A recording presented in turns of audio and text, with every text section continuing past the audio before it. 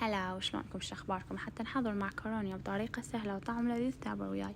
نضيف المعكرونية على مي فاير، بعدها نضيف اللحم بطاوة حامية لحد ما يصير عندنا بهاي الطريقة. نضيف عليه زيت زيتون وزيت عادي انتو بكيفكم. بعدها نضيف عليه الثوم والبصل المبروش ونحمسه حمسة زينة. بعدين نضيف عليه باقي البهارات اللي هي بهارات مشكلة، فلفل أسود، بابريكا، مكعب لحم وملح. بعدها نضيف المعجون ونضيف عليه من المي اللي سلقنا بيه المعكرونية ونبقيهم يتسبكون لحد ما يصير عندنا بهاي الطريقة. نضيف عليه المعكرونية وعلينا وعليكم بألف عافية.